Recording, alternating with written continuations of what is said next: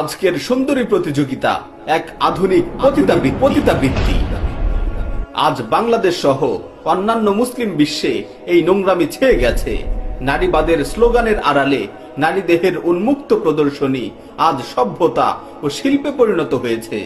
যে মেয়েটি আজ নিজ দেহকে উন্মুক্ত করে তৃপ্তির ঢেকুর তুলছে, কিছু খেতাবে ভূষিত হয়ে নিজেকে দেশ ও জাতির গর্ব মনে করছে, কিছুদিন পর সেই বুঝতে পারবে এই খেতাবের আসল রহস্য। তার কাছে স্পষ্ট হয়ে যাবে এই প্রতিযোগিতার আড়ালেই রয়েছে হাজারো পুরুষের লোলুপ দৃষ্টি। নিউজে এসেছিল, লাক্স চ্যানেল আই সুপারস্টার প্রতিযোগিতার জনৈক বিচারক এক সুন্দরী প্রতিযোগীকে লক্ষ্য করে বলেছিল, তোমার মাঝে যৌবনের ভারী অভাব। মেয়েটি চেহারা মলিন করে ফেলল, পুরুষের সামনে নিজেকে আরো আকর্ষণীয় ভাবে উপস্থাপনের জন্য প্রতিজ্ঞাবদ্ধ হলো। এভাবেই কুমারী মেয়েদেরকে তারা নগ্নতা শেখাচ্ছে। কই, বিবাহিতরা তো সুন্দরী প্রতিযোগিতায় অংশগ্রহণ করতে পারে না, তালাক প্রাপ্তরাও পারে না। কেন? তারা কি সুন্দরী নয়? আসলে এই কর্পোরেট জগতের কাছে দেহের লাস্যময়তা হলো কুমারিত্ব। সুন্দরী কুমারী নারীদেরকেই বেছে বেছে ভোগবাদী মোড়লদের হাতে তুলে দেয়া হচ্ছে। এটাকেই ওরা টাকার মেশিন বানিয়েছে, আয়ের মাধ্যম বানিয়েছে। প্রিয় বোন, ওরা তোমাকে অশ্লীলতার দিকে ডাকছে।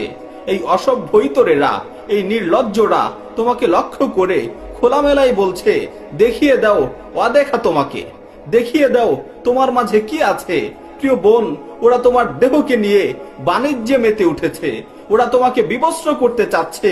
হে বোন, আল্লাহকে ভয় করো। হে বোন, আল্লাহকে ভয় করো। হে বোন, আল্লাহকে ভয় করো। তুমি কার জন্য তোমার দেহকে উন্মুক্ত করছো? এটা কি হাজারো পুরুষের মনোরঞ্জনের জন্য নয়? এটা কি লক্ষ পুরুষের লোলুপ চাহনি মেটানোর জন্য নয়? হে মুসলিম বোনেরা, সুস্থ বিবেক দিয়ে চিন্তা করো।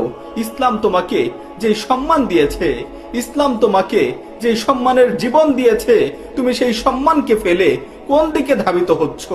ইসলামের সুশীতল ছায়াকে বাদ দিয়ে তুমি কোন পথ ধরে হাঁটছো? আলহামদুলিল্লাহ, আলহামদুলিল্লাহ ওয়াহদাহ, ওয়াসসালাতু ওয়াসসালামু আলা মান লা নাবিয়্যা বা'দাহ, আম্মা বা'দ। প্রিয় উপস্থিতি, আজকে সুন্দরী প্রতিযোগিতা নিয়ে কিছু কথা বলবো। এমনই এক ফিতনাময় সময় আমরা বসবাস করছি, যখন ভালো মন্দের সঙ্গেই পাল্টে গেছে। স্বাভাবিকতা আর অস্বাভাবিকতার ধারণাই বদলে গেছে। সভ্যতার নামে মানুষ দিন দিন অসভ্য হয়ে উঠছে। যে যত নগ্ন অশ্লীল ভাবভঙ্গি প্রকাশ করতে পারে, তাকেই তত সভ্য আধুনিক ভাবা হচ্ছে। তারকা, সেলিব্রিটি বলে আখ্যায়িত করা হচ্ছে।